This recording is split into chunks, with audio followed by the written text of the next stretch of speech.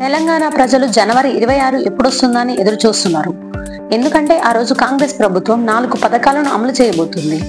అవేమిటంటే, ఒకటి రైతు భరోసా, రెండవది ఇందిరమ్మ ఆత్మీయ భరోసా.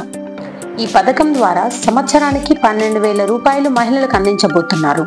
ఇక మూడవది ఇందిరమ్మ ఇళ్ల పంపిణీ, నాలుగవది కొత్త రేషన్ కార్డుల జారీ. తెలంగాణలో మహిళలను ముందుకు తీసుకెళ్లాలని కాంగ్రెస్ ప్రభుత్వం అధికారంలోకి వచ్చినప్పటి నుంచి మహిళల కోసం ఏదో ఒక పథకం అమలు అయ్యేలా చేస్తున్నారు. ఇప్పుడు తాజాగా ఇందిరమ్మ ఆత్మీయ భరోసా విషయంలో కూడా పేద మహిళలకు తప్పనిసరి ప్రయోజనం పొందేలాగా ప్లాన్ చేస్తున్నారు. ఇందిరమ్మ ఆత్మీయ భరోసా పథకంలో భాగంగా అర్హులైన మహిళల అకౌంట్లో సంవత్సరానికి 12,000 రూపాయలు జమ అయ్యేలా ప్రభుత్వం యోచిస్తుంది. 1 కోటి మంది మహిళల్ని పారిశ్రామికవేత్తలుగా చేయడమే కాకుండా అన్ని వర్గాల మహిళల ఆర్థిక సంక్షేమాన్ని పెంపొందించడంపై కూడా ప్రభుత్వం దృష్టి పెట్టింది. మహిళా కార్మికులు ఈ 12,000 రూపాయలతో ప్రయోజనం పొందనున్నారు. అర్హులను ఎంపిక చేయడానికి ఉపాధి హామీ పథకం కార్మికులను లెక్కలోకి తీసుకున్నారు. అలాగే ఆధార్ కార్డులను కూడా పరిగణలోకి తీసుకుని లబ్ధిదారులను ఎంపిక చేశారు.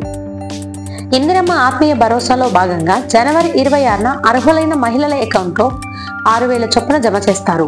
రెండో విడత డబ్బు 6,000 రూపాయలను కూడా త్వరలో ఇస్తాము అని తెలిపారు. జిల్లాల్లో గ్రామ సభల్లో లబ్ధిదారుల జాబితాను ప్రభుత్వం ఉంచనుంది.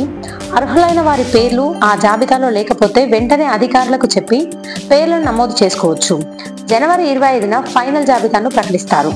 26న లబ్ధిమని రిలీజ్ చేస్తారు.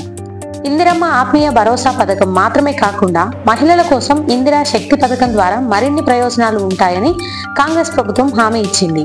పల్లె పట్టణ ప్రాంతాల్లో మహిళలు స్వయంగా వ్యాపారాలు చేసుకునేలాగా ప్రత్యేక శిక్షణా కార్యక్రమాలు కూడా త్వరలో చేపట్టబోతుంది. కాంగ్రెస్ ప్రభుత్వం వీటి ద్వారా మహిళలు తమ కాళ్లపై తాము నిలబడి ముందడుగు వేయడానికి, నలుగురికి ఉపాధి కల్పించడానికి వీలవుతుందని కాంగ్రెస్ ప్రభుత్వం యోచిస్తుంది.